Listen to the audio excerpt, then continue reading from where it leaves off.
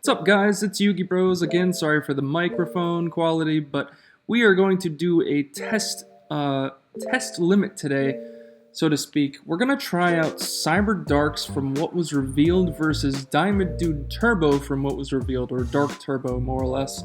We're gonna see what we can do with both of these options. We're going to generically use the skill Twisted Personality, as it is the most generic skill to use.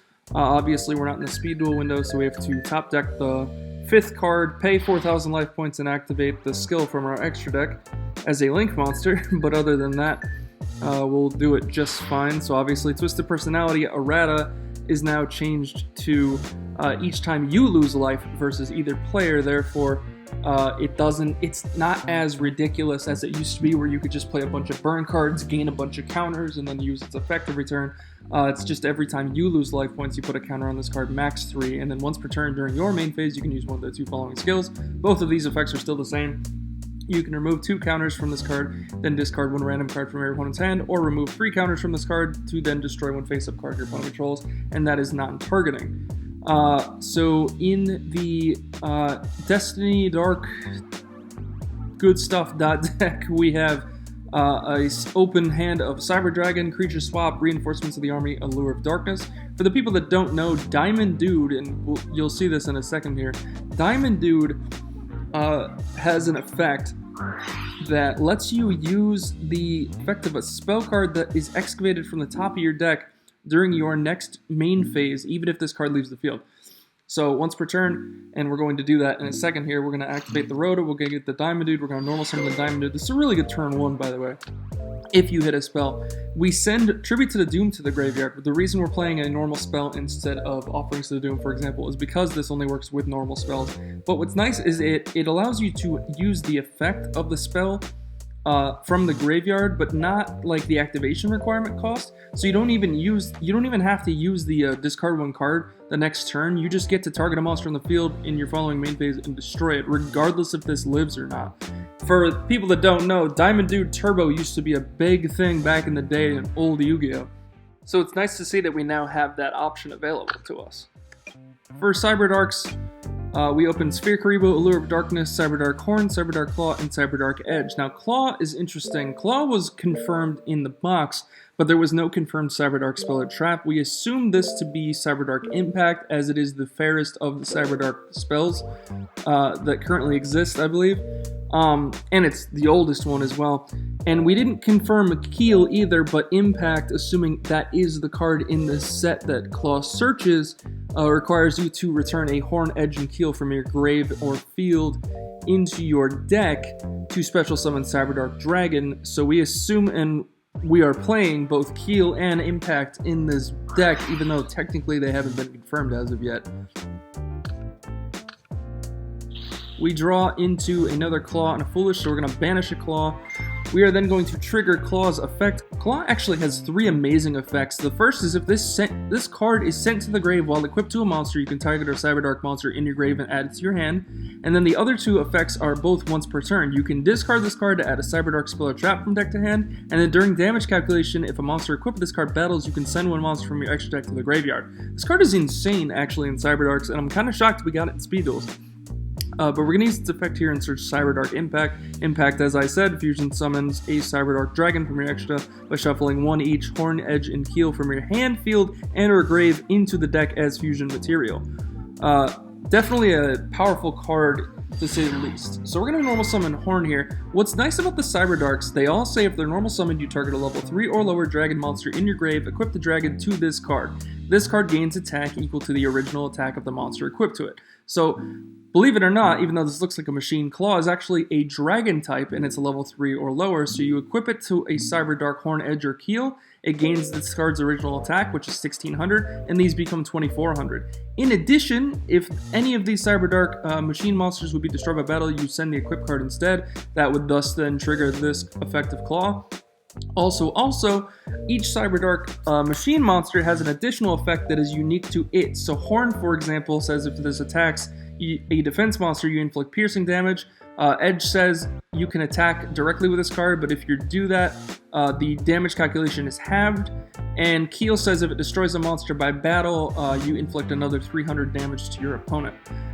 So we're going to summon Horn here, we're going to equip the Claw, and then we're going to go straight to battle phase. The opponent okays it, so they don't have the Sphere Karibo, which would actually suck here because this only works in damage calc. So in damage calc, we'll use Claw's effect and send good old Blue Eyes Ultimate Dragon. Yes, you heard that correctly, Blue Eyes Ultimate Dragon. This allows us to send any card from our extra deck to the graveyard. So we're going to send this, and there's a reason why, and I'll get to that in a second. Then we're going to get to battle. We're going to do 1,000 to our opponent. They're going to get 1 counter on their Twisted Personality, and they will draw for turn. They hit Breaker the Magical Warrior because I control a monster. They can special summon Cyber Dragon. This is another new addition to Speed Duels, and a crazy one at that. All you need for this thing to go off is your opponent to control a monster. Then you can special summon this card from your hand. It is an inherent summon. It is not out of effect, so a monster effect negation does not stop this. And it's a special summon, so you still get the effect to normal summon, which you'll see Breaker in a second here. They're going to use the Tribute to the Doomed effect during the main phase this turn that they excavated off Diamond Dude last turn to destroy our Cyberdark Horn outright. Remember, the equips only protect it from battle. And I believe, if I am correct, this effect does not trigger because it was sent simultaneously. I believe this has to be sent while equipped to the monster, not sent both at the same time with the monster. Then they're going to normal summon Breaker, and what's scary, and this is going to be a thing, guys, you got to remember this, is scary is that this is 4,000 because Breaker summons out at 19 because of the spell counter where it gains 300, and this is 21. That's 4,000. If you don't have anything to stop this, this is just game right here. It's crazy to believe that we actually get Cyber Dragon in 4,000 point Yu-Gi-Oh! This is where it gets ridiculous. So we're going to take the 19 from Breaker. We obviously have a Sphere Karibo for the Cyber Dragon. We're not going to make it that easy for them. But still, that makes this game a lot harder now because any deck that plays Cyber Dragon has this inept ability to, oh, if you control a monster, they summon a 2100 beat stick for free in addition to whatever their play is. So that card's going to be strong for sure. I'd be very shocked if that wasn't a secret rare in the box itself when that box eventually gets revealed. We draw into Sphere Karibo. This deck doesn't have a whole lot of defense, so we're playing Sphere because we're playing Allure. We're going to summon Edge. We're going to equip the Claw with Edge. We're going to then activate Foolish Burial, sending the Keel to the graveyard. And then we're going to activate our Cyberdark Impact. We're going to shuffle the Edge, the Keel from the grave, and the Horn from the grave into the deck. Thus, Claw goes to graveyard to summon Cyberdark Dragon. Now, Cyberdark Dragon has an effect when it's special summoned. You target any dragon in your grave and equip that target to this card. Thus, we sent the Blue Eyes Ultimate Dragon to then equip the Blue Eyes Ultimate Dragon. Now, this card is interesting. This card gains attack equal to the original attack of the monster equipped to it by its effect. So it's gaining 4,500. That's right. It's going to be 5,500 because it starts out at 1,000. Oh, but that's not all, guys. It also gains 100 attack for each monster in the graveyard.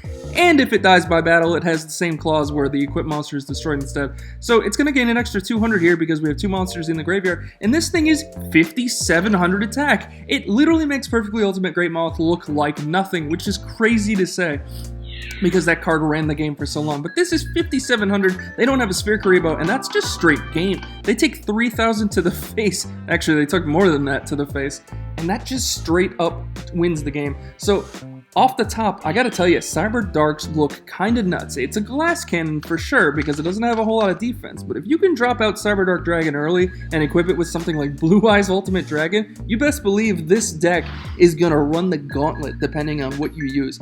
Obviously, we can't play the skill Spellproof Armor in this deck because both Claw being a dragon and Blue Eyes Ultimate or whatever dragon you end up sending to the grave through Claw's effect will also most likely not be a machine, so Spellproof would flip itself over for the remainder of the duel and then never resolve. Unfortunately, that makes this not as crazy as it could be being unaffected by spells, but hey, because it doesn't have a whole lot of defense, I think this is a solid option until we obviously see what the Cyberdark or Cyber-esque skill that we get in the box does for this deck. Twisted Personality just by itself is a good generic skill to use. We're going to start out here using Claw's effect, discarding it and adding Impact to hand. We're going to then Foolish Burial a Horn, leaving us with Keel and Edge. So if they do somehow rip cards out of our hand after turn 1, hopefully they don't hit Impact. We could set this, but with Breaker being in the game, that's probably not smart. But if they decide to rip one card out of our hand and it's not the impact, we can obviously get our impact off faster. Granted, it doesn't matter too much because impact does say it works from the hand as well. You could technically impact here turn 1. There's really no point in doing it, in my opinion. You want to use Claw's effect to send the Blue Eyes Ultimate Dragon to the graveyard. You don't really want to summon Cyberdark Dragon and force it to only equip Claw. It would be 26 plus 100 for each monster in your graveyard, which is fine and all, but obviously you're trying to maximize the damage output that you can put up with that card. And the reason we summon turn 1 here is because we didn't open a Sphere Karibo. I don't want them to go for game. Granted, if we don't put a monster up, they can't special summon Cyber Dragon, but the deck still has shenanigans. The deck has Don Zalug. It deck has a lot of options available to it, so I thought the smarter play was to put Keel on the field. They then special summon Cyber Dragon after the Allure of Darkness and banish the Diamond Dude they searched off the Rhoda. They actually drew into Creature Swap, another hilarious card to mill off Diamond Dude. That's actually how I got my first invite back in 2012, but we don't talk about that right now. They're going to actually special summon the Cyber Dragon, normal summon the Breaker at 19, in tribute to the Doomed. They're going to hard discard the Creature Swap, pop our monster. And guys, we have no out to this. This is straight game, so this is what I'm saying. This deck can pump out damage like nobody's business. Yes, it's not the one-shot crazy Cyberdark Dragon damage, but it's consistency, and consistency wins Yu-Gi-Oh! So it's unfortunate, but it's crazy that we live in a world now where this is just enough for game. We're going to have to obviously play more defensively around decks like that. So we're going to go second. I still think going second is the way to go, even though this deck kind of would like to set up early. It's better once they have a monster to then capitalize off summoning up one of these. So I feel like that's just the safer way to do it. So again, we top deck the card, we pay 4,000, we special summon our skill. It's from the extra deck, and they're going to normal summon Diamond Dude here. And we almost forgot to shuffle our decks of the top cards, so they're going to mill Allure of Darkness. So keep in mind, Allure of Darkness doesn't have a cost, so they're going to have to fulfill this whole effect if they plan on using this effect next turn. But, like I said, they still get Allure's effect for free, which is the whole point to the deck. They also open Double Breaker and Rhoda, which is pretty good. We opened a Horn, a Keel, and 2 Foolish Burials. I don't see this staying at 3. There's no way in hell this card's going to stay at 3. Once Speedles gets some type of limited, restricted ban list or whatever, Foolish is definitely going to 1. We're going to draw into Future Fusion. Now, this was confirmed for the box. This card says during your first standby phase, after this card's activation, you show a Fusion monster in your extra deck and send fusion materials listed on it from the main deck to the graveyard. During your second standby phase after this card's activation, you fusion summon one fusion monster from your extra deck with the same name as the monster you showed, and target it with this card. When this card leaves the field, destroy the target. When that target is destroyed, destroy this card. This card was errated from its original point where you activated it and you just sent the cards, and the 2 turns later you summoned the fusion. Now you have to wait 1 whole turn before you send the cards. Otherwise, it's just a mass Foolish Burial, and it still is a mass Foolish Burial, but in Speed Duels, at least now we have to wait 1 turn. Ever since Future Fusion got errated, it never was the same type of card, but it still might be relevant here. If this survives the field for 1 turn, you send all 3 pieces, Keel, Horn, and Edge, from your deck to the graveyard. You don't really care if it resolves, because the whole point is you're eventually going to hit a Claw or a Cyberdark Impact and discard the Claw for a Cyberdark Impact to then facilitate your Cyberdark Dragon anyways. If Future Fusion actually makes it to the 2 turns, then you get a free Cyberdark Dragon. I see no reason not to just accept that. But we're going to start off with Future Fusion. Also, this baits breakers, which is nice, because then your equips stay on your Cyberdark. So we're going to Foolish a Claw because we didn't open a way to get to it. Because we can still do that, though. We're going to have Horn equip the Claw. We're going to Foolish an Edge to the graveyard, just in case, again, they rip cards out of our hands. So we guarantee we have all 3 once we hit an impact. And then we're going to have Horn attack. They're going to allow it once again, so they don't have the sphere. So we're going to use Claw's effect, sending a Blue Eyes Ultimate Dragon to the graveyard. And then we're going to do 1,000 damage, and they're going to get a counter to their Twisted Personality. They're going to draw into Night Beam. Unfortunately, that does nothing for them, but they will use the effect of Allure of Darkness in their graveyard. To draw 2, they will banish a Breaker, and they have Exiled Force. They're going to normal the Breaker, and like I said, Future Fusion makes it really difficult here. If they can pop this to guarantee us not milling 3, but they could also pop this to try to get over our monster. They elect to pop our monster, or our equip on our monster. This is normally where Claw would activate, and we could get an Edge back to our hand. We elect not to just because we want Impact to resolve. Granted, impact can resolve either way if we have it in hand, but we figure we'll just play it out safe and see what happens. We draw into a claw, which is perfect. We'll activate claws. In standby phase, we'll reveal Cyberdark Dragon. We'll use Future Fusion's effect to send the 3 materials to the graveyard. And then in main phase, we're going to use Claw's effect, discarding it and adding Cyberdark Impact to hand. Now we have everything set up. We had everything set up anyways, but Future Fusion resolved, so we made it easier for ourselves, and we can actually keep the keel and summon it the old-fashioned way. We're going to activate Cyberdark Impact. We're going to shuffle the 3 cards back that we just sent off Future Fusion. We're going to summon our Cyberdark Dragon, and we're going to use its effect once again to equip good old Blue Eyes Ultimate Dragon. This is the first use I've ever used this card in Speed Duels outside of Waking the Dragon, and that feels great to actually be relevant here. We also have 4 monsters in the graveyard, so this boy is swinging at a clean 5,900 attack. We actually forgot the normal summon here. We could have normal summoned Keel as well, equip the Claw from the graveyard, but it doesn't matter. They don't have the Sphere Karibo. This is 5,900 attack over 16, clearly game.